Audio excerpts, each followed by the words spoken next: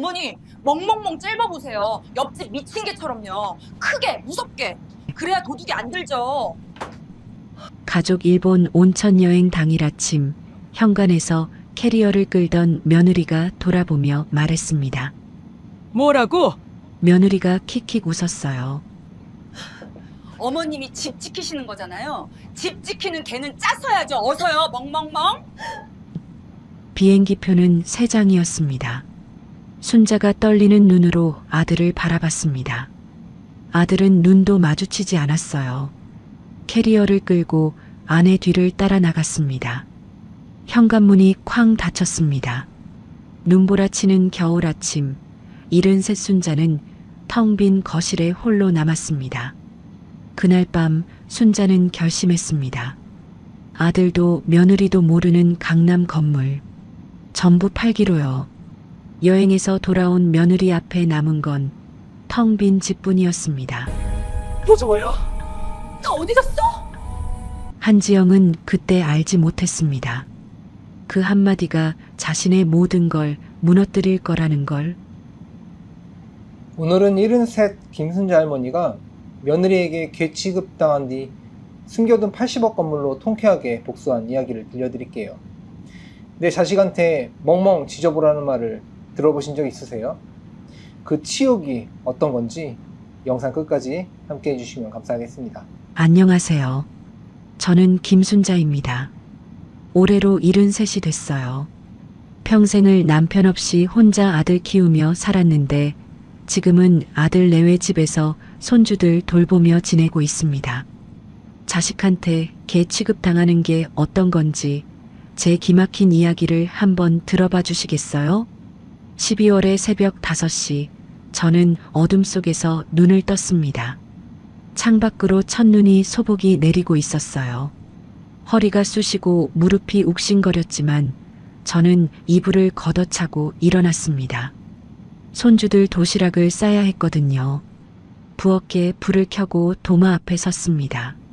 손녀 서연이는 계란말이를 좋아하고 손자 서준이는 불고기를 좋아해요. 두 아이 입맛에 맞춰 반찬을 만들다 보면 어느새 1시간이 훌쩍 지나갑니다. 20년째 같은 일상이었습니다. 남편이 세상을 떠난 뒤 저는 아들 준혁이네 집으로 들어왔어요. 며느리 지영이가 어머님, 저희 집에서 같이 사세요. 애들도 봐주시고요라고 했을 때 저는 기뻤습니다. 아들 가정에 보탬이 될 수 있다는 게 감사했거든요. 그런데 시간이 지나면서 이상한 일들이 생기기 시작했습니다. 처음엔 사소한 것들이었어요. 제가 차려놓은 밥상을 보며 지영이가 한숨을 쉬는 것.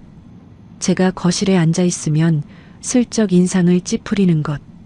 저는 그게 며느리의 피곤함 때문이라고 생각했습니다. 그런데 아니었어요. 어느 날 아침 지영이가 숟가락을 탁 내려놓았습니다. 어머님, 국이 왜 이렇게 짜요? 이걸 어떻게 먹어요?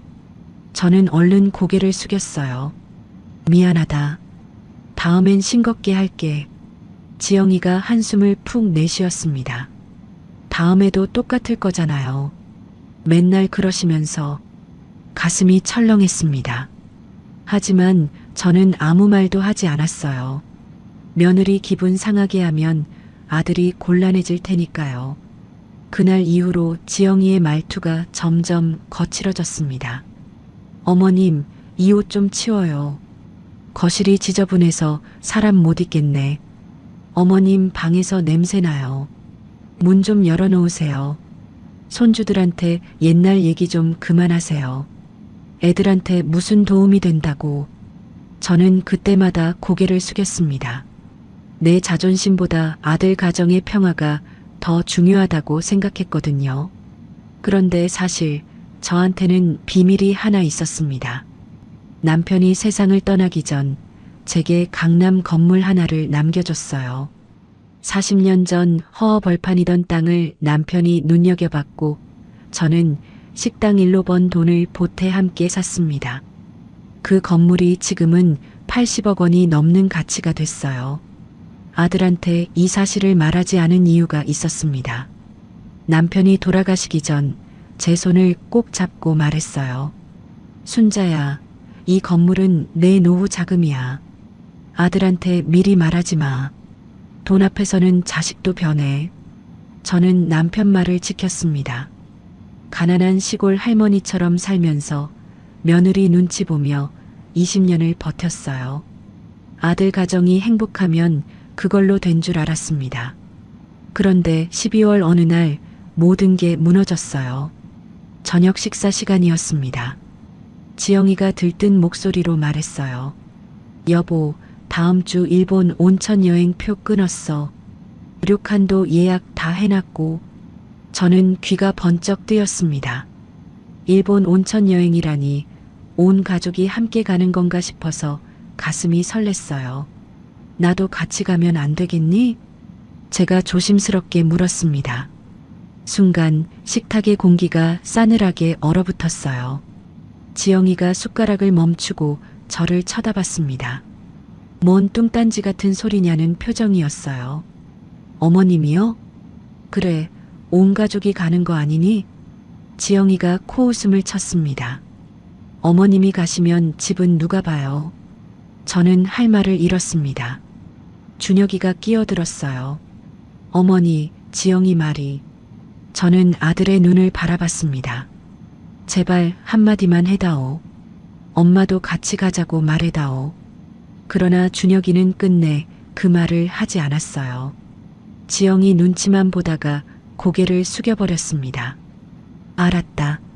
내가 집 보마. 저는 그렇게 대답하고 방으로 들어왔습니다. 문을 닫고 이불을 뒤집어 썼어요. 눈물이 흘렀지만 소리내어 울 수도 없었습니다. 다음 날부터 지영이가 저한테 할 일 목록을 들이밀었어요. 어머님, 여행 가기 전에 이것만 해놓으세요. 종이에는 대청소, 김장, 이불 빨래, 창문 닫기가 빼곡히 적혀 있었습니다. 일주일 안에 혼자 다 하라는 거였어요. 저는 아무 말 없이 그 종이를 받았습니다. 그날부터 저는 새벽부터 밤까지 일했어요. 무거운 배추를 나르고 매서운 바람 속에서 마당에 쪼그려 앉아 김장을 했습니다. 허리가 끊어질 것 같았지만 쉴 수가 없었어요. 손녀 서연이가 저를 도우려고 나왔습니다. 할머니, 내가 도와줄게요. 그 순간 지영이가 안에서 소리쳤어요. 서연아, 당장 들어와. 너는 공부나 해. 서연이가 미안한 눈으로 저를 바라보다가 고개를 푹 숙이고 안으로 들어갔습니다. 저는 혼자 남아서 얼어붙은 손으로 배추를 절였어요. 그렇게 일주일이 지났습니다. 여행 당일 아침이 밝았어요. 저는 새벽 4시에 일어나 가족들 아침밥을 차렸습니다. 미역국을 끓이고 반찬을 정갈하게 담았어요. 여행 가는 가족들이 든든하게 먹고 가길 바랐거든요. 그런데 아무도 밥을 먹지 않았습니다. 지영이가 캐리어를 끌고 거실로 나왔어요. 공항에서 먹을 거야. 어머님, 집 잘 부탁해요. 저는 고개를 끄덕였습니다. 그래, 조심히 다녀와라. 그 말을 하려는데 지영이가 갑자기 걸음을 멈추고 돌아섰습니다. 아, 맞다. 어머님. 응? 멍멍멍 짖어보세요. 저는 제 귀를 의심했습니다. 뭐라고? 지영이가 킥킥 웃었어요. 옆집 미친 개처럼요. 크게 무섭게. 그래야 도둑이 무서워서 못 들어오죠. 지영이가 제 얼굴을 빤히 들여다봤습니다. 어머님이 집 지키시는 거잖아요. 집 지키는 개는 짖어야죠. 어서요, 멍멍멍. 저는 온몸이 굳어버렸습니다. 70평생 살면서 이런 모욕을 당해본 적이 없었어요. 남편 없이 혼자 아들 키우며 온갖 고생을 다 했지만 개 취급은 처음이었습니다. 나는 개가 아니다. 저는 떨리는 목소리로 말했습니다. 지영이 얼굴이 순간 굳어졌어요. 뭐라고요? 지금 어머님이 저한테 대드는 거예요? 나는 내 개가 아니라고 했다. 제 목소리가 조금 커졌습니다. 지영이가 눈을 부릅떴어요. 아, 진짜. 어머님 요새 왜 이러세요? 나이 드시더니 별게 다 거슬리시나 보네. 지영아, 됐어요. 저 바빠서 먼저 갈게요. 지영이가 현관문을 잡으며 말했습니다. 아, 그리고 어머님. 여행 다녀올 때까지 김장 마무리 안 돼 있으면 그땐 저도 가만 안 있을 거예요. 저는 아들을 바라봤습니다. 준혁아, 내 눈앞에서 내 엄마한테 저런 말하는데 가만히 있을 거니? 준혁이는 고개를 푹 숙인 채 서 있었어요. 눈조차 마주치지 않았습니다. 준혁아, 제가 아들 이름을 불렀습니다. 준혁이가 힐끗 저를 쳐다봤어요. 그리고 작은 목소리로 말했습니다. 어머니, 지영이가 요새 스트레스를 많이 받아서 그래요. 그냥 넘어가요. 그 말을 끝으로 아들은 캐리어를 끌고 아내 뒤를 따라갔습니다. 손녀 서연이만 현관에서 뒤돌아봤어요. 눈에 눈물이 그렁그렁 고여 있었습니다. 할머니, 괜찮다. 다녀와라. 저는 억지로 웃어 보였습니다. 서연이가 입술을 깨물며 돌아섰어요. 쾅! 현관문이 닫혔습니다. 저는 텅 빈 거실에 홀로 서 있었어요. 창밖으로 눈보라가 몰아치고 있었습니다. 그때 저는 결심했습니다. 더 이상 이렇게 살지 않겠다고요. 저는 방으로 들어가 옷장을 열었습니다. 손이 떨렸어요. 분노인지 서러움인지 모를 감정이 온몸을 휘감았습니다. 70평생 살면서 이렇게 치욕스러운 적은 없었어요. 옷까지 몇 벌을 가방에 쑤셔 넣었습니다. 어디로 갈지는 정하지 않았어요. 일단 이 집을 나가야겠다는 생각뿐이었습니다. 거실로 나오니 아까 제가 차려놓은 아침상이 그대로 있었어요. 김이 모락모락 나던 미역국은 이미 식어 있었습니다. 아무도 손대지 않은 밥상을 보니 눈물이 핑 돌았어요. 저는 현관문을 열었습니다. 눈보라가 얼굴을 때렸어요. 12월의 칼바람이 뼛속까지 파고들었습니다. 그런데 이상하게도 춥지 않았어요. 가슴속에서 타오르는 분노가 추위를 녹여버린 것 같았습니다. 한 발짝, 두 발짝. 저는 눈 쌓인 골목길을 걸었습니다. 어디로 가는지도 모른 채 무작정 걸었어요. 눈발이 거세져서 앞이 잘 보이지 않았습니다. 얼마나 걸었을까요? 정신을 차려보니 큰 길가에 서 있었습니다. 발이 시렸어요. 그제야 제가 슬리퍼를 신고 나왔다는 걸 깨달았습니다. 바보같이 저는 버스 정류장 의자에 털썩 주저앉았습니다. 눈이 머리 위로 쏟아져 내렸어요. 지나가는 사람들이 이상한 눈으로 저를 쳐다봤지만 신경 쓸 겨를이 없었습니다. 그때 주머니 속 핸드폰이 울렸어요. 화면을 보니 복순이었습니다. 50년 지기 친구 이복순이요. 저는 떨리는 손으로 전화를 받았어요. 순자야, 나야. 오늘 아들네 일본 간다며? 잘 보내줬어? 복순이의 목소리를 듣는 순간 참았던 눈물이 터져버렸습니다. 복순아. 순자야. 왜 그래? 무슨 일 있어? 저는 대답을 못했어요.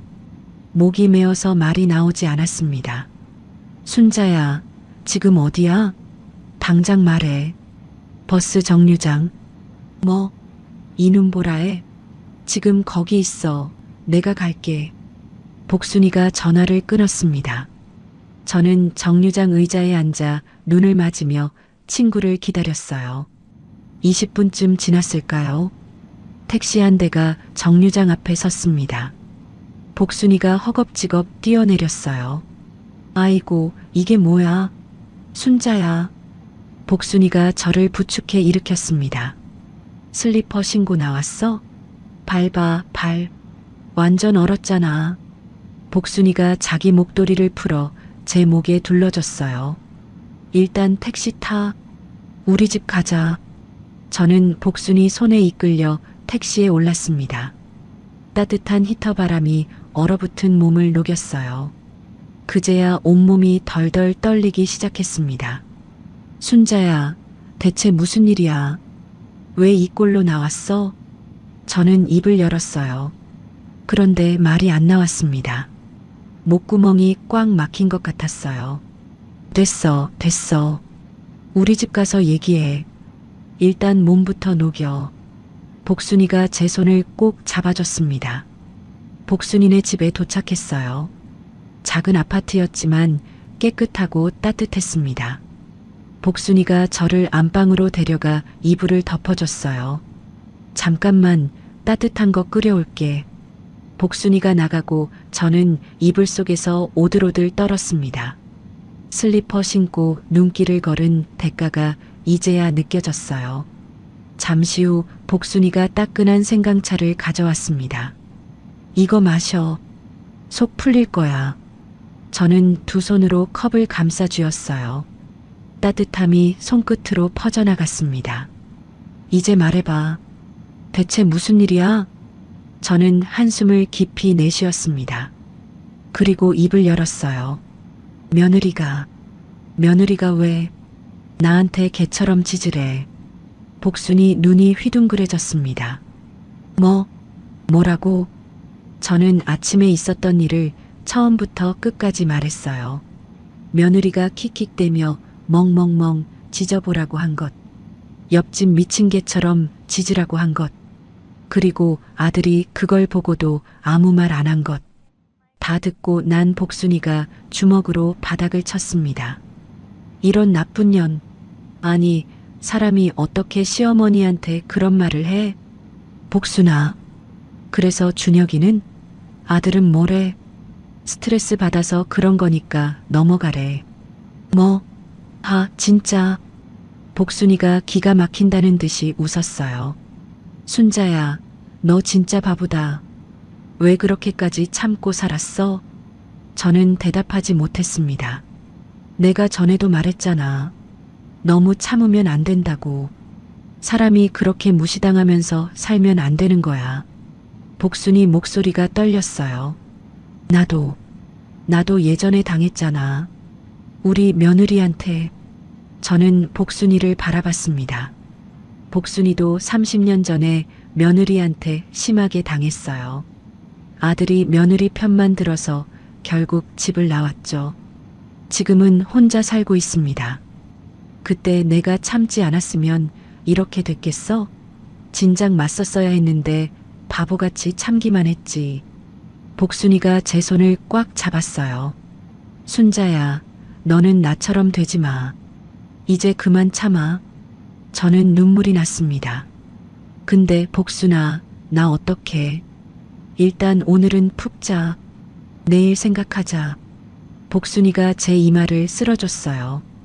마치 어릴 때 엄마가 해주던 것처럼요. 저는 눈을 감았습니다.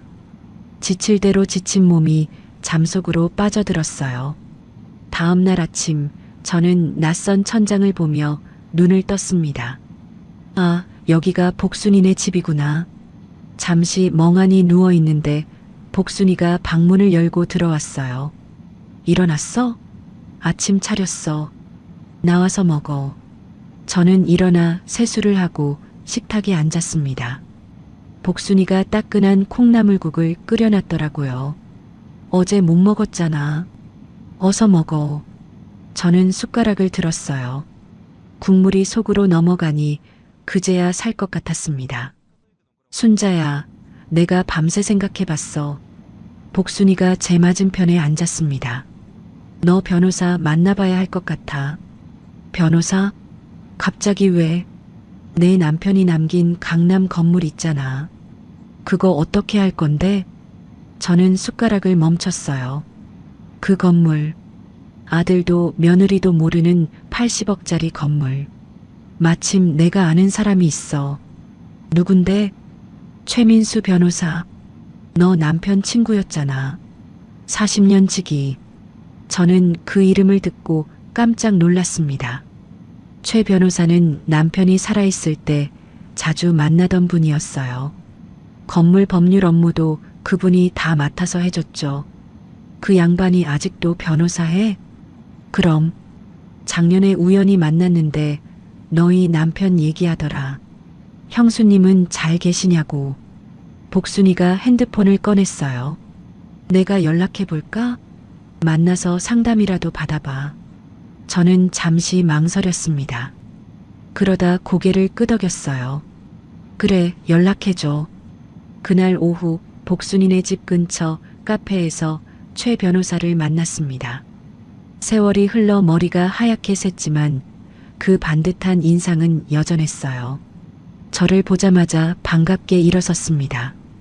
형수님, 오래간만입니다. 어유, 최 변호사님. 그동안 잘 지내셨어요? 덕분에요. 근데 형수님, 안색이 안 좋으시네요. 무슨 일 있으셨어요?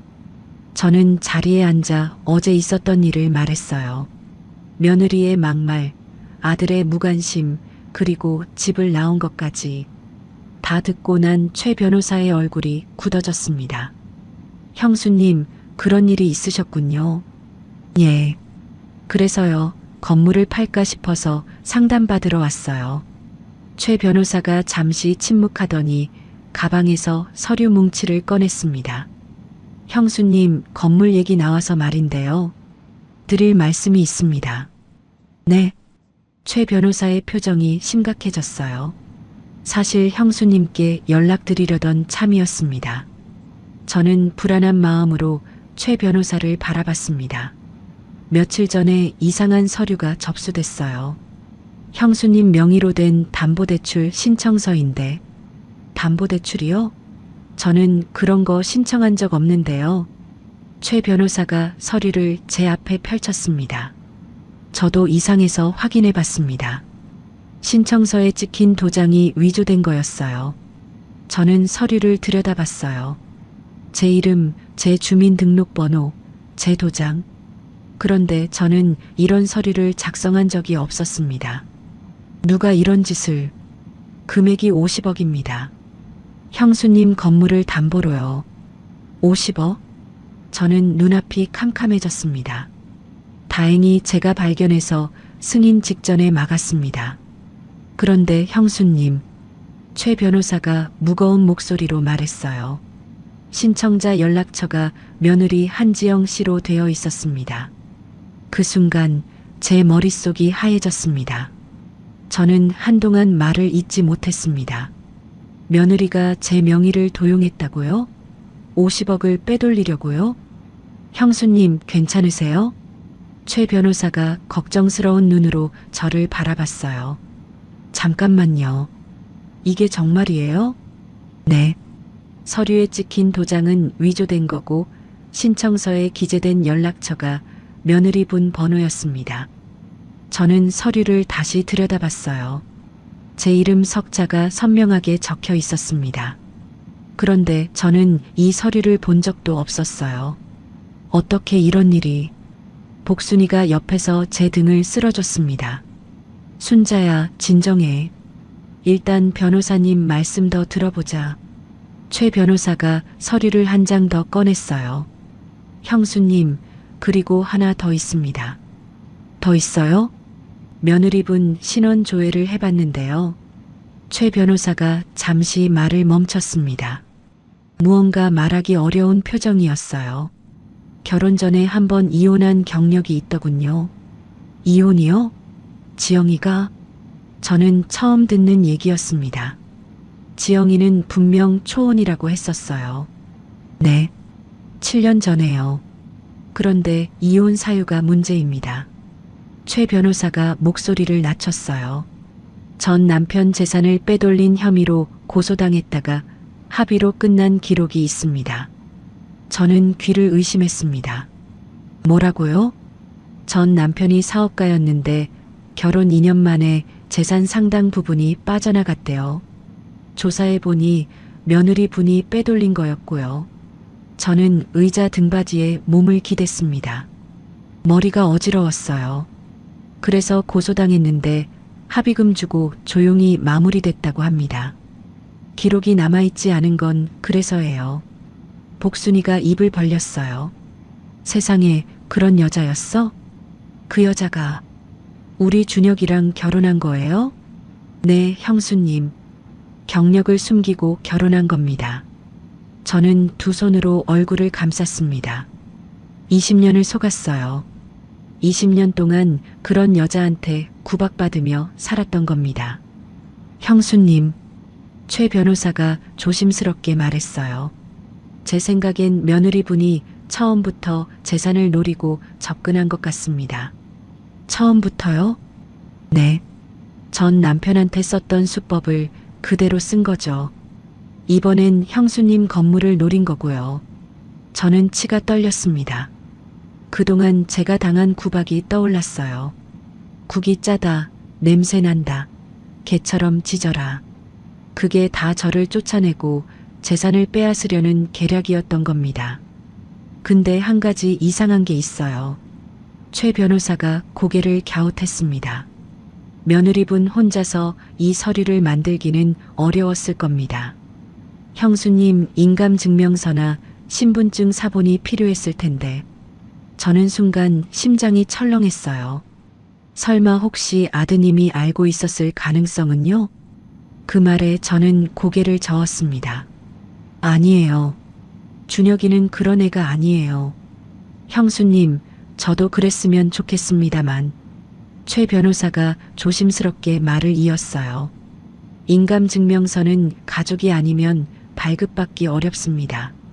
며느리분이 직접 발급받으려면 아드님의 도움이 필요했을 거예요. 저는 아무 말도 할 수 없었습니다. 설마 준혁이가? 내 아들이?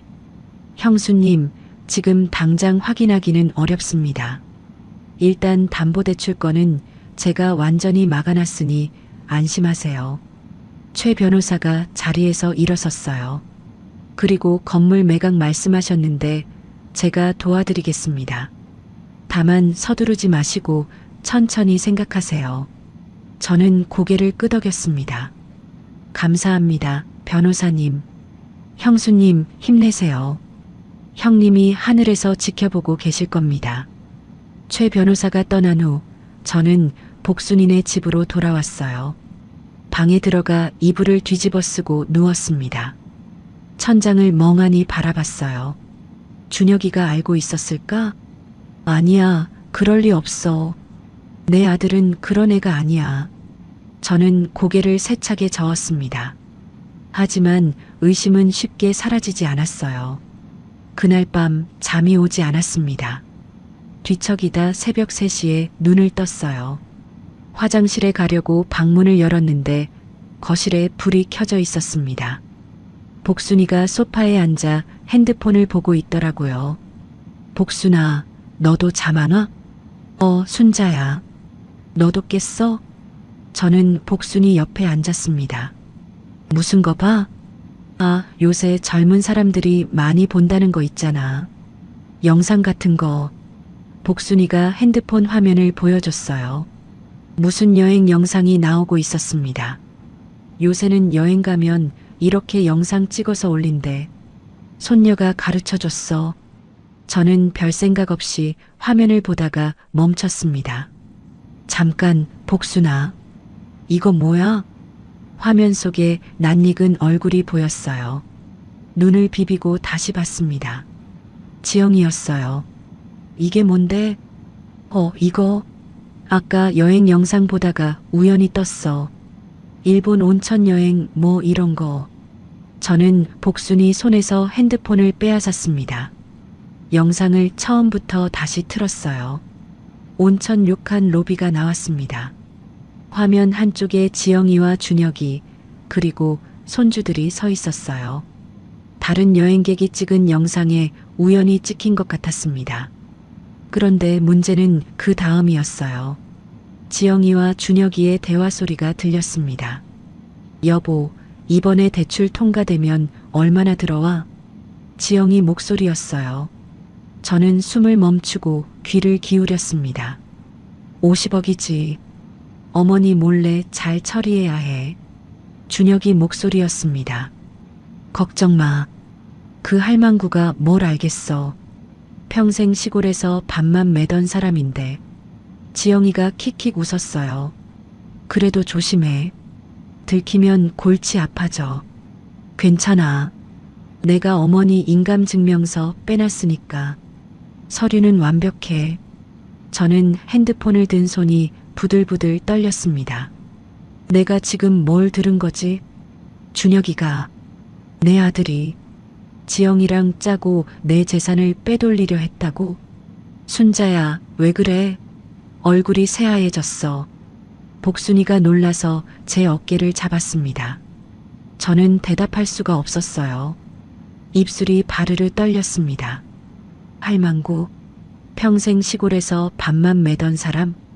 내가 얼마나 고생해서 너를 키웠는데, 새벽부터 밤까지 식당에서 일하며 너 대학 보내고 결혼자금 대주고 손주까지 키워줬는데, 그런 나를 할망구라고? 저는 핸드폰을 테이블에 내려놓았습니다. 그리고 두 주먹을 불끈 쥐었어요. 순자야, 대체 뭔데 그래? 복순이가 다급하게 물었습니다. 저는 떨리는 목소리로 말했어요. 복순아, 나 내일 최 변호사님 다시 만나야겠어. 왜? 무슨 일인데?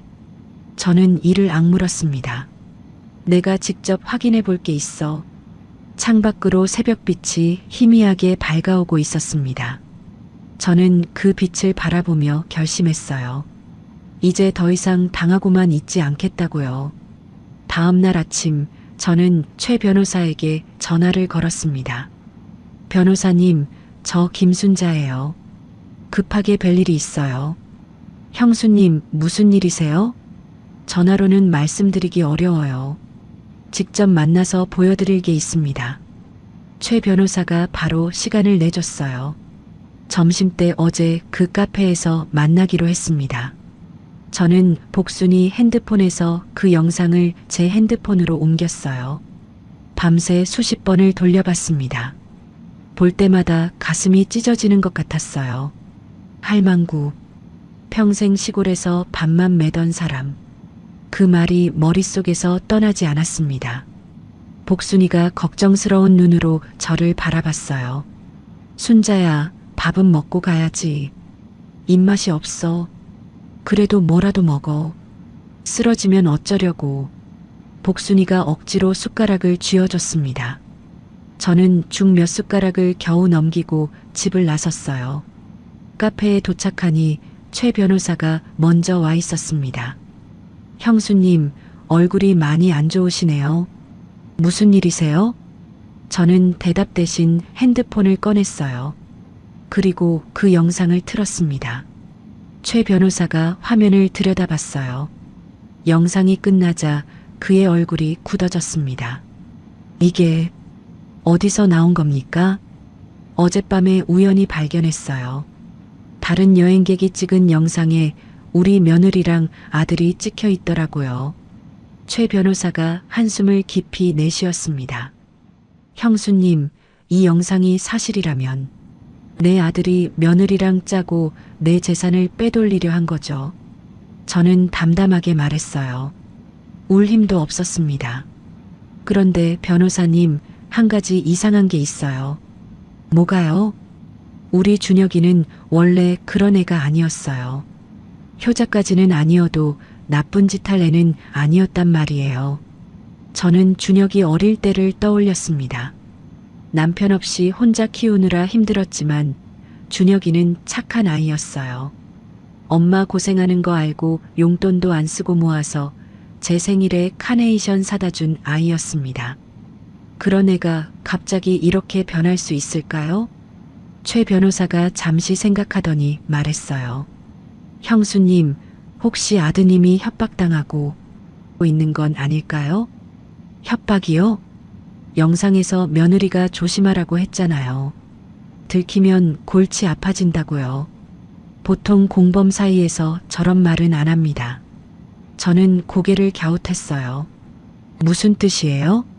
며느리 분이 아드님의 약점을 쥐고 있을 가능성이 있습니다. 그래서 어쩔 수 없이 동조한 거라면 저는 가슴이 철렁했습니다. 준혁이한테 무슨 약점이 있다는 거예요? 그건 직접 확인해 봐야 알 수 있습니다. 제가 좀 더 조사해 보겠습니다. 최 변호사가 자리에서 일어섰어요. 형수님, 며칠만 기다려 주세요. 반드시 진실을 밝혀드리겠습니다. 저는 복순이네 집으로 돌아왔습니다. 그리고 기다렸어요. 하루가 이틀 같고 이틀이 일주일 같았습니다. 사흘 후 최 변호사에게서 전화가 왔어요. 형수님, 알아낸 게 있습니다. 지금 만나실 수 있으세요? 저는 바로 나갔습니다. 최 변호사가 서류 뭉치를 테이블에 올려놓았어요. 형수님, 제 추측이 맞았습니다. 무슨 말씀이에요? 아드님이 3년 전에 회사 자금을 잠시 유용한 적이 있습니다. 저는 눈이 휘둥그레졌어요. 준혁이가 횡령을 했다고요? 횡령까지는 아니고요. 급하게 돈이 필요해서 회사 돈을 빌렸다가 일주일 만에 메웠대요. 금액도 크지 않았고요. 그럼 문제될 게 없잖아요. 문제는 며느리분이 그 증거를 갖고 있다는 겁니다. 최 변호사가 서류 한 장을 내밀었어요. 회사 내부 자료인데 어떻게 빼냈는지 며느리분이 이걸 쥐고 있었습니다. 이걸로 아드님을 협박한 거예요. 협박이라뇨? 이 자료가 회사에 들어가면 아드님은 바로 해고입니다. 아니, 형사 고발까지 갈 수도 있어요. 저는 손이 부들부들 떨렸습니다. 그래서 준혁이가 지영이 말을 들은 거예요? 네. 협박당해서 어쩔 수 없이 동조한 겁니다. 인감증명서 빼준 것도 형수님 편 안 든 것도 다 그래서였어요. 저는 눈물이 핑 돌았습니다. 그 바보 같은 놈. 형수님, 아드님 잘못도 있지만 며느리 분한테 이용당한 거예요. 지금이라도 구해주셔야 합니다. 저는 고개를 끄덕였어요. 어떻게 해야 하죠? 제가 방법을 찾아보겠습니다. 일단 아드님의 회사 건은 제가 해결해 드릴 수 있어요. 정말요? 네. 시효도 지났고 금액도 적어서 문제 삼기 어렵습니다. 며느리 분이 허세 부린 거예요. 저는 한숨을 내쉬었어요. 그래도 다행이었습니다. 근데 변호사님, 준혁이가 이 사실을 알까요? 아마 모를 겁니다. 며느리 분이 겁만 줬지 실제로 어떻게 되는지는 몰랐을 거예요. 그럼 제가 준혁이를 만나봐야겠네요. 네, 형수님. 직접 만나서 말씀하시는 게 좋겠습니다. 저는 복순이네 집으로 돌아와 핸드폰을 들었습니다. 준혁이 번호를 누르려다 멈췄어요. 뭐라고 말해야 하지? 떨리는 손으로 통화 버튼을 눌렀습니다. 여보세요? 준혁이 목소리가 들렸어요. 준혁아, 나다. 어머니? 어머니, 지금 어디 계세요? 여행 다녀왔는데 집에 안 계시길래. 너 지금 시간 돼? 엄마 좀 만나자. 전화기 너머로 잠시 침묵이 흘렀습니다. 지금요? 지영이가. 지영이 말고 너만 나와. 엄마가 할 말이 있어. 준혁이가 망설이는 게 느껴졌어요. 한참 후에 작은 목소리가 들렸습니다. 알겠어요. 어디로 갈까요? 저는 복순이네 집 주소를 알려줬습니다. 1시간 후 초인종이 울렸어요. 문을 여니 준혁이가 서 있었습니다. 얼굴이 많이 야윗더라고요. 눈 밑에 다크서클이 짙게 내려앉아 있었어요.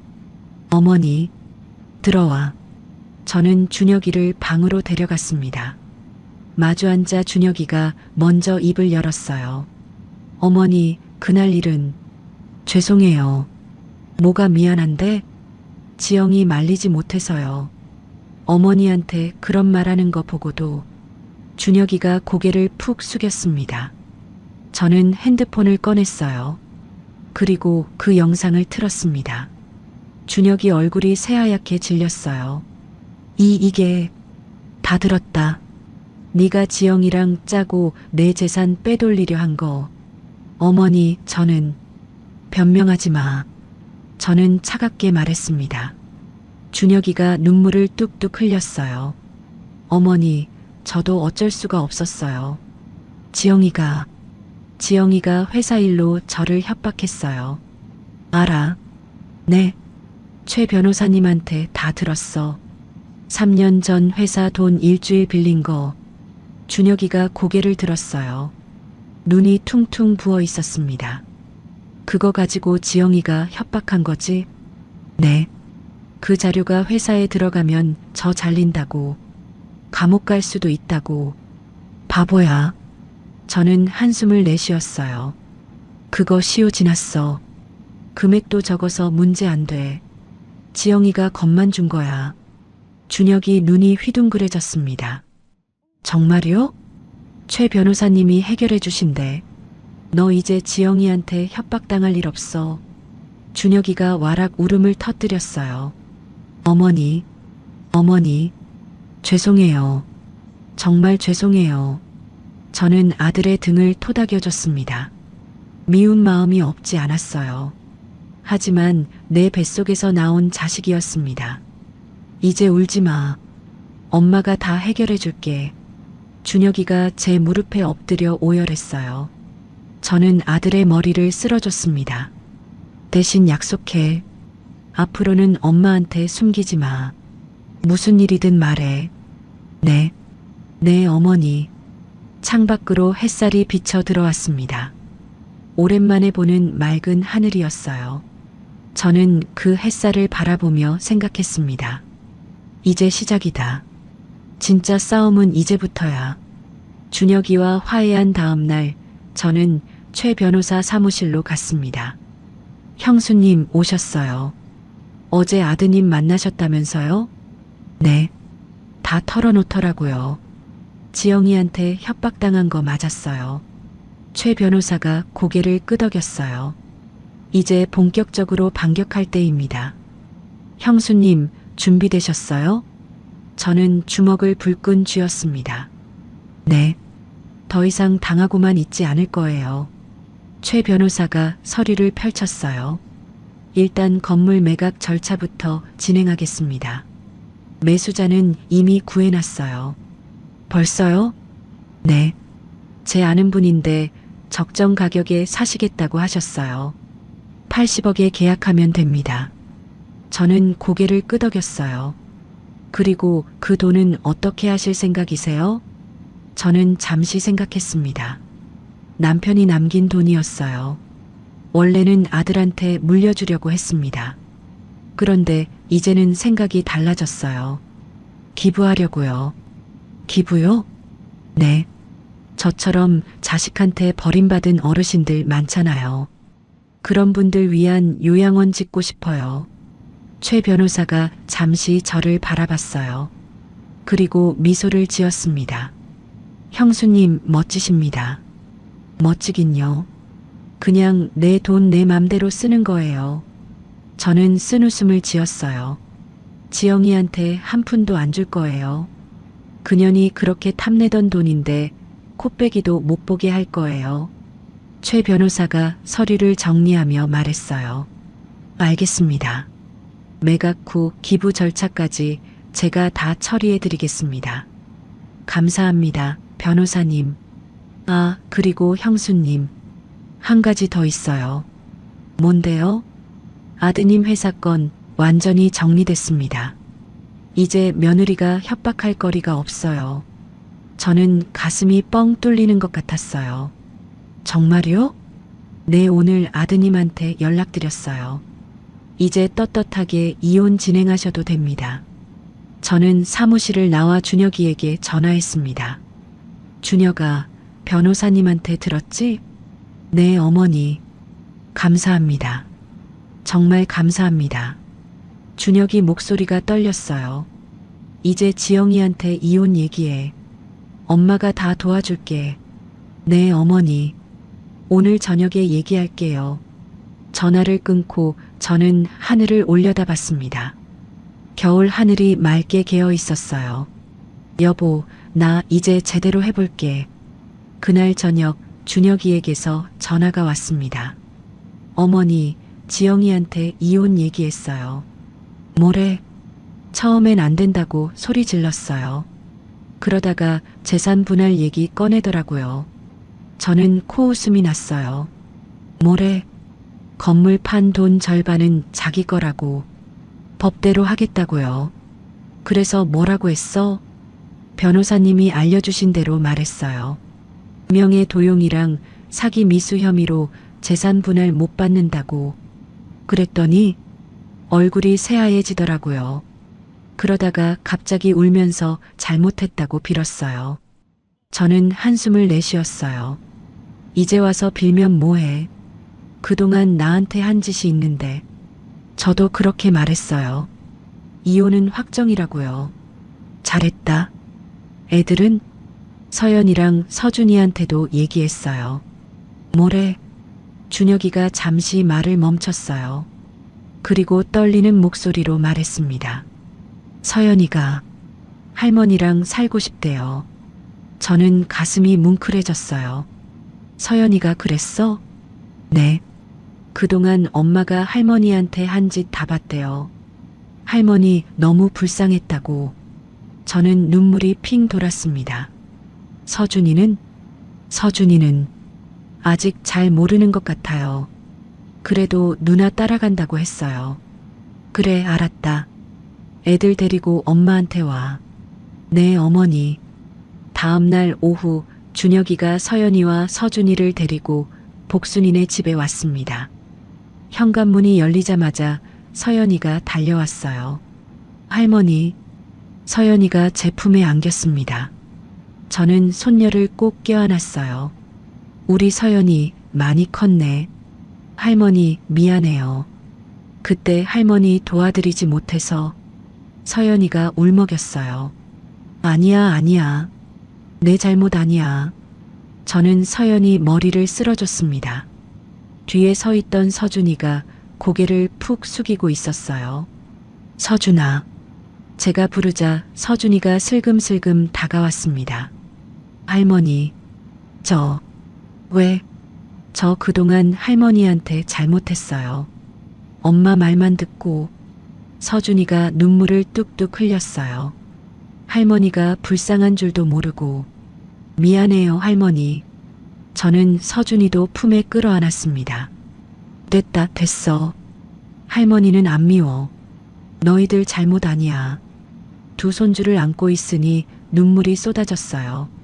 그동안의 서러움이 한꺼번에 터져 나오는 것 같았습니다. 복순이가 옆에서 눈물을 훔쳤어요. 에고, 나까지 울려고 그래. 저는 웃으며 손주들을 놓아줬습니다. 배고프지? 할머니가 맛있는 거 해줄게. 네, 할머니.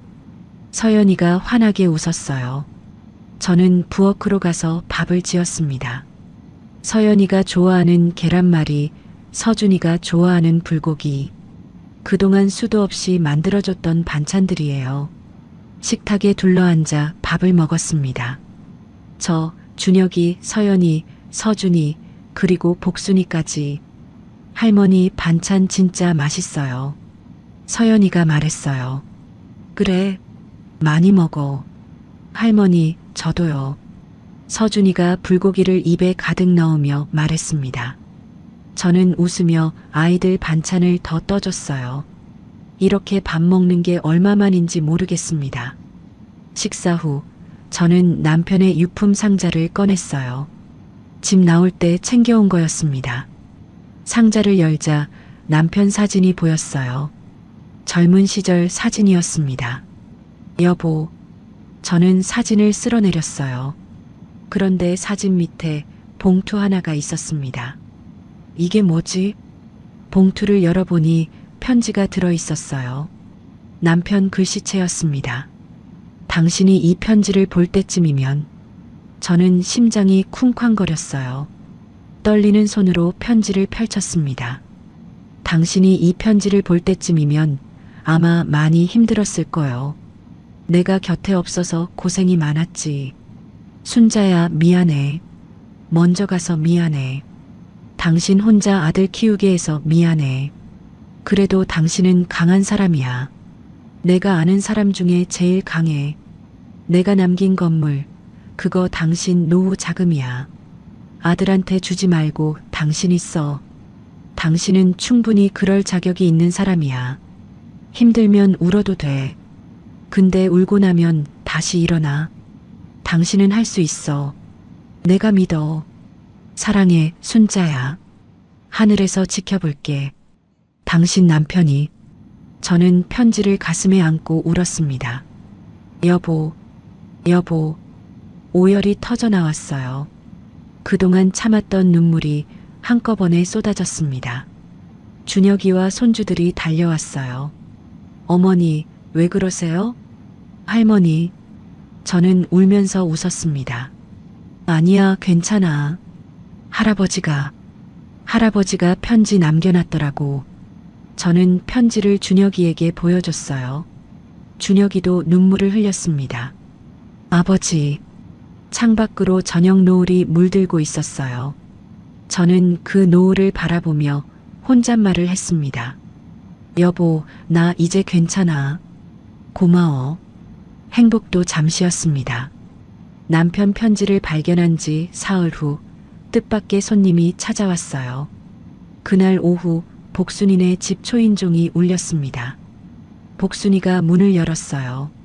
누구세요? 어머님 계세요? 김순자 어머님요. 낯익은 목소리였어요. 저는 현관으로 나갔습니다. 지영이었어요. 손에 큰 종이봉투를 들고 서 있었습니다. 얼굴이 많이 야윈더라고요. 화장기 없는 얼굴이 창백해 보였어요. 어머님. 지영이가 고개를 숙였습니다. 여긴 어떻게 알고 왔어? 준혁이한테 물어봤어요. 저는 한숨을 내쉬었어요. 준혁이가 알려줬구나. 들어와. 저는 지영이를 안으로 들였습니다. 복순이가 불안한 눈으로 저를 바라봤어요. 순자야, 괜찮겠어? 응, 잠깐만 얘기하고 올게. 저는 지영이를 방으로 데려갔습니다. 마주 앉아 지영이가 무릎을 꿇었어요. 어머님, 잘못했어요. 제가 미쳤었어요. 어머님한테 그런 말씀 드리면 안 됐는데. 지영이가 눈물을 뚝뚝 흘렸습니다. 멍멍 짖으라고 한 거 정말 죄송해요. 그때 왜 그랬는지 저도 모르겠어요. 저는 아무 말 없이 지영이를 바라봤어요. 제발 한 번만 용서해 주세요. 다시는 안 그럴게요. 어머님 말씀 다 들을게요. 지영이가 바닥에 이마를 찧었습니다. 큰절이었어요. 저는 속으로 쓴웃음이 났습니다. 재산 빼돌리려다 들킨 게 두려워서 이러는 거겠지. 일어나. 지영이가 고개를 들었어요. 용서해 주시는 거예요? 용서는 무슨. 할 말 있으면 해. 지영이가 자리에서 일어나 종이봉투를 내밀었습니다. 이거 어머님 드리려고 가져왔어요. 뭔데? 산삼이에요. 몸에 좋다고 해서. 저는 봉투를 받지 않았어요. 됐어. 필요 없어. 어머님, 제발이요. 성의예요. 지영이가 사정하듯 말했습니다. 저는 한숨을 내쉬고 봉투를 받았어요. 알았어. 근데 이런다고 달라지는 거 없어. 어머님, 이혼은 확정이야. 준혁이 마음 바뀌지 않을 거야. 지영이 얼굴이 굳어졌어요. 하지만 금세 다시 눈물을 글썽였습니다. 그래도 어머님이 한 말씀만 해주시면. 내가 왜 그래야 하는데? 저는 차갑게 말했어요. 그동안 나한테 한 짓 생각해봐. 국이 짜다, 냄새 난다, 개처럼 짖어라. 그게 시어머니한테 할 말이야? 지영이가 고개를 푹 숙였습니다. 이제 와서 산삼 들고 와봤자 소용없어. 돌아가. 어머님, 돌아가라니까. 저는 방문을 열었어요. 지영이가 비틀거리며 일어났습니다. 어머님, 저 정말 반성하고 있어요. 제발, 입 닥쳐. 저는 처음으로 며느리한테 거친 말을 했어요. 지영이가 눈이 휘둥그레졌습니다. 나가. 지영이가 풀이 죽어 현관으로 나갔어요. 문이 닫히고 저는 한숨을 길게 내쉬었습니다. 복순이가 다가왔어요. 뭐래? 용서해달래. 에이, 뻔뻔하기도 하지. 복순이가 혀를 찼습니다. 근데 이거 뭐야? 복순이가 종이봉투를 들여다봤어요. 산삼이래. 산삼? 비싼 건데. 그러게. 저는 찜찜한 기분이 들었어요. 지영이가 순순히 물러날 사람이 아니었거든요. 복순아, 이거 그냥 버릴까? 에이, 왜 버려? 일단 냉장고에 넣어둬. 복순이가 봉투를 가져갔습니다. 일주일이 지났어요. 건물 매각 절차가 순조롭게 진행됐습니다. 최 변호사가 매일 연락해서 상황을 알려줬어요. 그날 오후 저는 서연이와 함께 마트에 갔습니다. 저녁 반찬거리를 사러 나간 거였어요. 장을 보고 돌아오는데 핸드폰이 울렸습니다. 최 변호사였어요. 형수님, 큰일 났습니다. 네, 무슨 일이에요? 며느리분이 법원에 서류를 넣었어요. 저는 걸음을 멈췄습니다. 무슨 서류요? 성년후견인 지정 신청이요. 성년후견인이요? 그게 뭔데요? 최 변호사가 한숨을 내쉬었어요. 쉽게 말하면 형수님이 치매에 걸려서 판단력이 없다는 거예요. 그래서 후견인이 재산을 대신 관리해야 한다고 신청한 겁니다. 저는 귀를 의심했어요. 치매요? 내가 치매라고요? 며느리분 주장이 그래요. 형수님이 치매로 판단력이 흐려져서 재산을 헐값에 처분하려 한다고요. 말도 안 돼. 나 멀쩡해요. 저는 소리쳤습니다. 서연이가 놀라서 저를 바라봤어요. 할머니, 왜 그래요? 아, 아니야. 잠깐만. 저는 핸드폰을 귀에 바짝 대고 물었어요. 변호사님, 이게 통하는 거예요? 법원에서 일단 접수는 됐어요. 심리 전까지 건물 매각이 중단될 수 있습니다. 뭐라고요? 저는 눈앞이 캄캄해졌어요. 일단 사무실로 오세요. 대책을 세워야 합니다. 전화를 끊고 저는 집으로 뛰어갔습니다. 복순아, 복순아. 복순이가 부엌에서 나왔어요. 왜 그래? 지영이가 법원에 서류를 넣었대. 무슨 서류? 내가 치매래. 치매라서 재산 관리 못한다고. 복순이가 기가 막힌다는 표정을 지었어요. 뭐, 네가 치매? 말이 되는 소리를 해야지. 그러게 말이야. 저는 주저앉았습니다. 다리에 힘이 풀렸어요. 70평생 살면서 치매 소리는 처음 들어봤어요. 멀쩡하게 살아왔는데 며느리가 치매 누명을 씌운 겁니다. 할머니, 괜찮아요? 서연이가 달려와 제 손을 잡았어요. 응, 괜찮아. 할머니 괜찮아. 저는 억지로 웃어 보였습니다. 하지만 마음은 찢어지는 것 같았어요. 그년이 이렇게 나올 줄은 몰랐어. 며칠 후 법원 심리 날짜가 잡혔습니다. 저는 치매 검사를 받아야 했어요. 심리 당일 아침 저는 정장을 차려입었습니다. 최 변호사, 복순이, 준혁이가 함께 갔어요. 법원 앞에 도착하니 지영이가 서 있었습니다. 옆에 변호사가 한 명 더 있었어요. 지영이가 저를 보고 씩 웃었어요. 그 웃음이 소름 끼쳤습니다. 저는 지영이를 무시하고 법원 안으로 들어갔습니다. 심리실에 들어가 자리에 앉았어요. 판사가 서류를 넘기며 말했습니다. 김순자 씨, 오늘 심리에 앞서 인지 검사를 받으셔야 합니다. 네, 알겠습니다. 저는 떨리는 마음으로 대답했어요. 검사가 시작됐습니다. 날짜, 요일, 계절 묻는 질문부터 기억력 테스트까지 저는 차분하게 대답했어요. 김순자 씨, 100에서 7을 빼면요? 93이요. 거기서 또 7을 빼면요? 86이요. 검사가 끝나고 결과를 기다렸습니다. 저는 손에 땀이 났어요. 잠시 후 검사관이 결과지를 들고 왔습니다.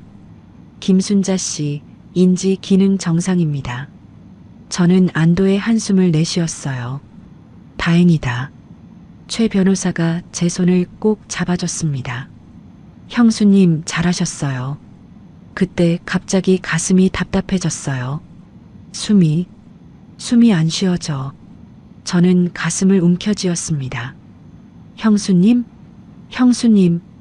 최 변호사 목소리가 멀게 들렸어요. 눈앞이 캄캄해졌습니다. 할머니, 할머니. 서연이 목소리가 들렸어요.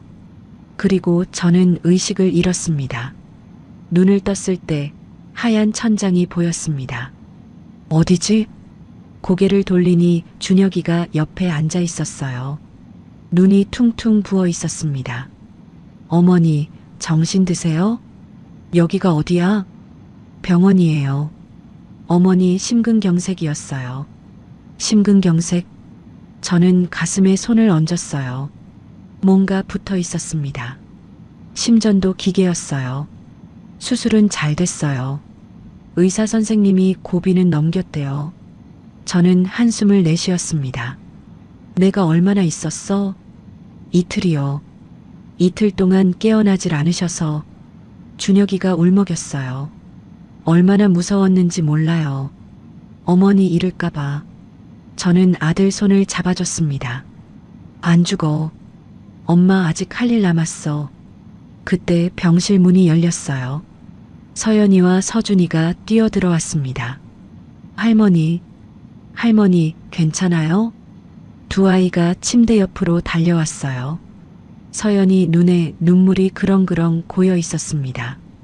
할머니, 저 무서웠어요. 할머니가 안 일어나실까봐. 울지 마. 할머니 멀쩡해. 저는 서연이 머리를 쓸어줬어요. 서준이가 제 손을 꼭 잡았습니다. 할머니, 이제 아프지 마요. 저 할머니 없으면 안 돼요. 그래, 안 아플게. 저는 웃어 보였어요. 그제야 아이들 얼굴이 밝아졌습니다. 복순이와 최 변호사도 병실로 들어왔어요. 순자야, 정신 들어? 복순이가 제 손을 덥석 잡았습니다. 깜짝 놀랐잖아. 너 쓰러지는 거 보고 내 심장이 멎는 줄 알았어. 미안해, 걱정 끼쳐서. 최 변호사가 다가왔어요. 형수님, 다행입니다. 얼마나 걱정했는지 모릅니다. 변호사님, 그날 심리는 어떻게 됐어요? 저는 가장 궁금한 걸 물었습니다. 최 변호사가 미소를 지었어요. 걱정 마세요. 형수님 인지 검사 결과가 정상으로 나왔잖아요. 판사가 며느리 측 신청을 기각했습니다. 정말요? 네. 게다가 며느리 분한테 무고 혐의로 고발 조치를 권고했어요. 저는 안도의 한숨을 내쉬었습니다. 다행이다. 그리고 형수님, 한 가지 더 있어요. 최 변호사가 서류 봉투를 꺼냈습니다. 며느리분 추가 조사 결과가 나왔는데요. 뭔데요? 전 남편 것 말고도 사기 전과가 하나 더 있었어요. 저는 눈이 휘둥그레졌어요. 또 있어요? 네. 10년 전에 보험 사기 친 적이 있대요. 교통사고 위장해서 보험금 타낸 건데 그것도 합의로 마무리됐더라고요. 복순이가 혀를 찼습니다. 세상에 전과가 한두 개가 아니네. 최 변호사가 말을 이었어요. 이 자료들 다 확보해놨습니다. 이혼 재판 때 제출할 거예요. 며느리분 재산 분할은 꿈도 못 꿀 겁니다. 저는 고개를 끄덕였어요. 감사합니다, 변호사님. 일주일 후 저는 퇴원했습니다. 퇴원하는 날 준혁이가 차로 데리러 왔어요. 서연이와 서준이도 함께였습니다. 할머니, 우리 집 가요. 서연이가 말했어요. 우리 집? 네. 엄마 짐 다 뺐어요. 이제 할머니, 아빠, 저, 서준이만 살 거예요. 저는 가슴이 뭉클해졌어요. 그래, 가자. 차를 타고 가는 동안 창밖을 바라봤습니다. 겨울 햇살이 따뜻하게 내리쬐고 있었어요. 집에 도착하니 정말 지영이 흔적이 없었습니다. 옷장도 화장대도 텅 비어 있었어요. 지영이는 어디 갔어? 친정으로 갔대요. 거기서 지낸다고 하더라고요. 준혁이가 대답했어요. 저는 거실을 둘러봤습니다. 20년 동안 눈치 보며 살았던 집이었어요. 그런데 이제는 달랐습니다. 어머니, 방 드릴게요. 제일 큰 방 쓰세요. 아니야, 원래 쓰던 방이 편해. 안 돼요. 어머니가 이 집 주인이에요. 제일 좋은 방 쓰셔야죠. 준혁이가 고집을 부렸어요. 저는 웃으며 고개를 끄덕였습니다. 그래, 알았다. 그날 저녁 오랜만에 온 가족이 모여 밥을 먹었어요. 제가 직접 차린 밥상이었습니다. 미역국, 계란말이, 불고기, 김치찌개. 손주들이 좋아하는 것들로 가득 채웠어요. 할머니, 밥 진짜 맛있어요. 서연이가 말했습니다. 맞아요. 할머니 밥이 제일 맛있어요. 서준이도 거들었어요. 저는 웃으며 아이들 밥그릇에 반찬을 더 얹어줬습니다. 많이 먹어. 준혁이가 저를 바라봤어요. 어머니, 그동안 죄송했어요. 뭘? 제가 진작 정신 차렸어야 했는데 어머니한테 못할 짓만 했어요. 저는 숟가락을 내려놓았습니다. 됐어. 지난 일이야. 아니에요. 저 진짜 반성하고 있어요. 앞으로는 어머니한테 잘할게요. 준혁이가 제 손을 잡았어요. 어머니 사랑해요. 저는 눈물이 핑 돌았습니다. 아들 입에서 사랑한다는 말을 들은 게 얼마만인지 모르겠어요. 나도 사랑해. 저는 아들 손을 꼭 잡아줬습니다. 2주 후 이혼 재판이 열렸습니다. 법원에 가니 지영이가 초췌한 얼굴로 앉아 있었어요. 살이 많이 빠졌더라고요. 불과 한 달 전만 해도 당당하던 모습이 온데간데 없었습니다. 재판이 시작됐어요. 최 변호사가 증거 자료들을 제출했습니다. 명의 도용 시도, 보험 사기 전과 전 남편 재산 편취, 하나하나 밝혀질 때마다 지영이 얼굴이 창백해졌어요. 판사가 서류를 검토하더니 말했습니다. 피고 한지영 씨의 범죄 행위가 명백히 드러났으므로 재산분할 청구를 기각합니다. 아울러 자녀 양육권은 원고 박준혁 씨에게 부여합니다. 이에 있습니다. 지영이가 벌떡 일어났어요. 저는 아이들 엄마예요. 양육권을 빼앗으면 안 돼요. 판사가 차갑게 말했습니다. 피고의 품행과 정과 기록을 봤을 때 자녀 양육에 적합하지 않다고 판단됩니다. 그건 조용히 하세요. 판사가 의사봉을 쳤어요. 지영이가 풀썩 주저앉았습니다. 재판이 끝나고 법원 밖으로 나왔어요. 지영이가 저를 따라왔습니다. 어머님, 저는 걸음을 멈추고 돌아봤어요. 어머님, 제발이요. 한 번만 봐주세요. 지영이가 무릎을 꿇었습니다. 제가 잘못했어요. 진짜 잘못했어요. 제발 아이들만 보게 해주세요. 저는 지영이를 내려다봤어요. 옛날 같으면 마음이 흔들렸을 겁니다. 하지만 지금은 아니었어요. 너 그동안 나한테 뭐라고 했는지 기억나? 멍멍 짖으라고 했지. 미친 개처럼 짖으라고 했잖아. 지영이가 고개를 푹 숙였어요. 그때 내가 얼마나 비참했는지 알아? 70평생 살면서 그렇게 수치스러운 적 없었어. 저는 이를 악물었습니다. 이제 와서 빌어봤자 소용없어. 돌아가. 저는 돌아서서 걸었어요. 뒤에서 지영이 오열하는 소리가 들렸지만 돌아보지 않았습니다. 준혁이가 다가왔어요. 어머니, 괜찮으세요? 응. 이제 진짜 끝났다. 저는 하늘을 올려다봤습니다. 겨울 하늘이 맑게 개어 있었어요. 여보, 나 해냈어. 이혼이 확정된 후 저는 건물 매각을 마무리했습니다. 80억? 평생 모은 돈이었어요. 남편과 함께 일군 재산이었습니다. 최 변호사 사무실에서 마지막 서류에 도장을 찍었어요. 형수님, 이제 다 끝났습니다. 감사합니다, 변호사님. 덕분에 여기까지 왔어요. 최 변호사가 미소를 지었어요. 형수님이 강하셔서 가능했던 겁니다. 형님도 하늘에서 기뻐하실 거예요. 저는 고개를 끄덕였습니다. 이 돈으로 요양원 짓는 거 잘 부탁드려요. 물론이죠. 제가 끝까지 책임지겠습니다. 저는 사무실을 나와 하늘을 올려다봤어요.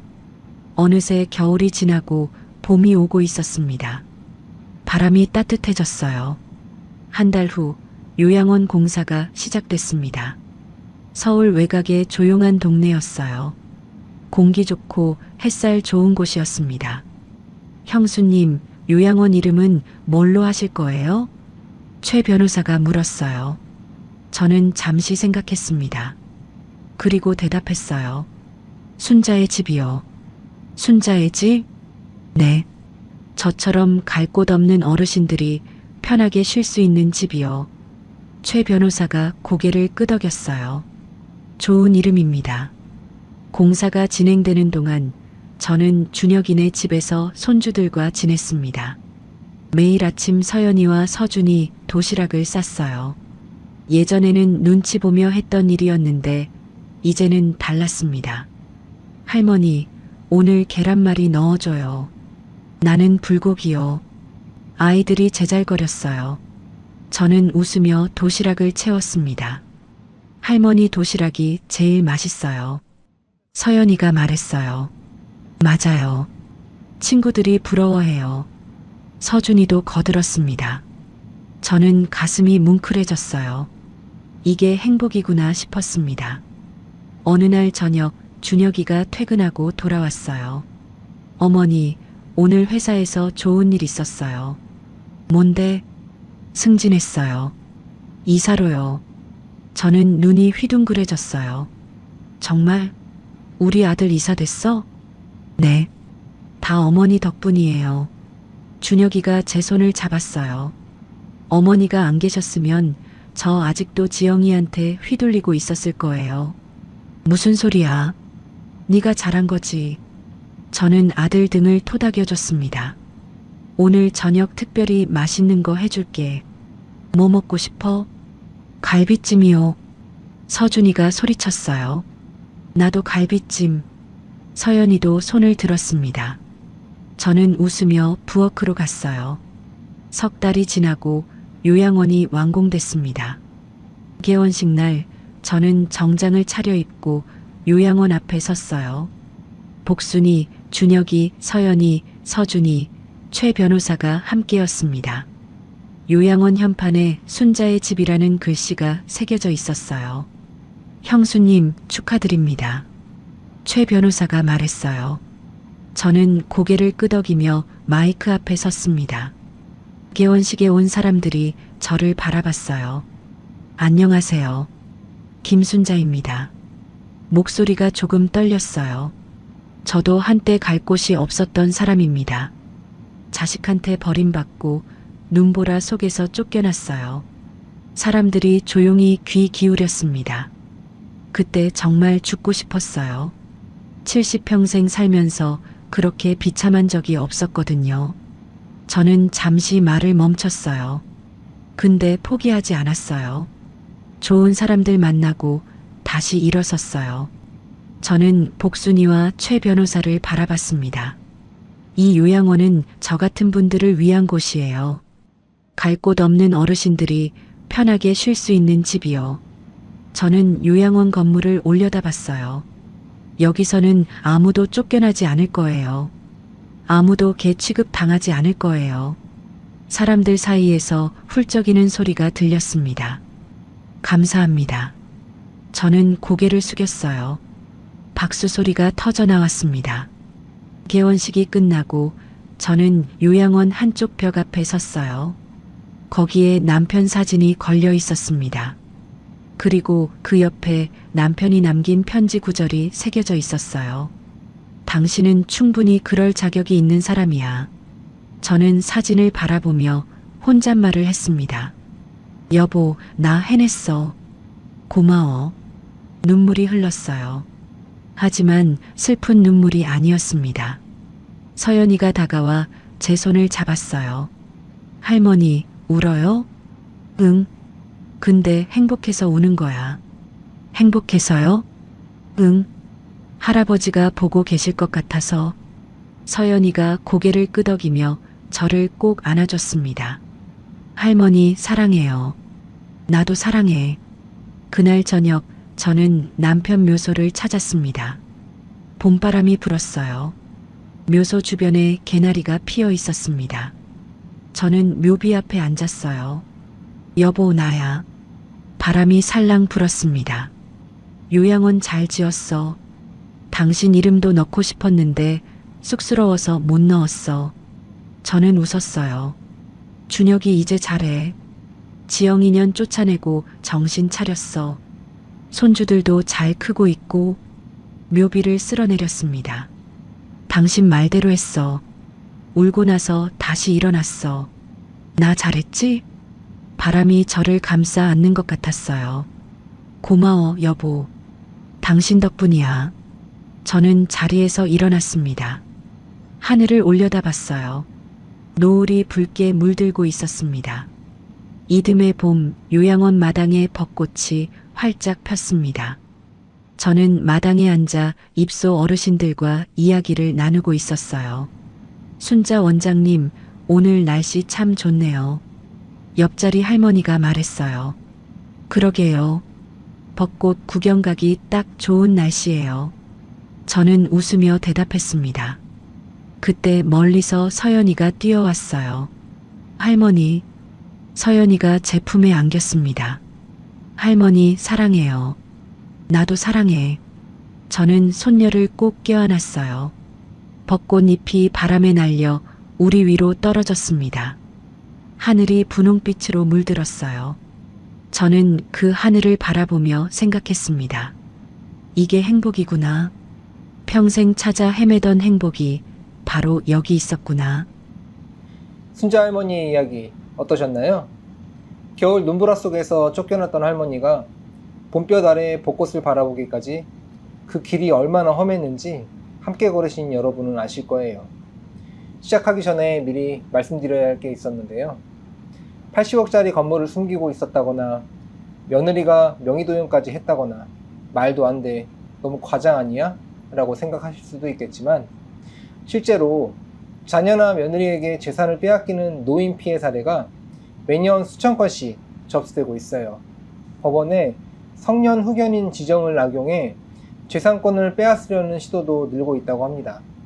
순자 할머니의 이야기가 결코 먼 나라 얘기가 아닌 거죠. 다만 오늘 사연은 실제 경험담을 바탕으로 각색한 것이라는 점 양해 부탁드려요. 전달 과정에서 일부 과장이나 극중 요소가 더해졌을 수 있습니다. 하지만 이 이야기가 주는 교훈은 분명해요. 첫째, 재산은 미리 정리해 두시고 중요한 서류는 본인이 직접 관리하세요. 가족이라도 절대 믿으면 안 될 때가 있어요. 둘째, 아무리 자식이라도 내 자존심을 짓밟게 두지 마세요. 참는 게 미덕이 아닐 때도 있습니다. 셋째, 진짜 내 편이 누군지 잘 살펴보세요. 피가 섞였다고 다 가족이 아니에요. 넷째, 넘어져도 다시 일어날 수 있어요. 나이는 숫자일 뿐 포기하지 않으면 길은 있습니다.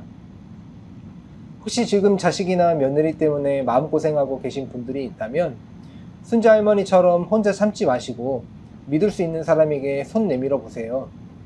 도움받는 게 부끄러운 일이 아니에요. 겨울이 아무리 길어도 봄은 반드시 옵니다. 여러분의 봄도 곧 찾아올 거예요. 구독과 좋아요, 알림 설정을 눌러주시면 여러분께도 순자 할머니처럼 진정한 행복이 찾아올 거예요. 댓글로 시청하고 계신 지역과 의견을 남겨주세요. 순자네 사연 다음에도 재미있는 사연으로 또 찾아뵙겠습니다.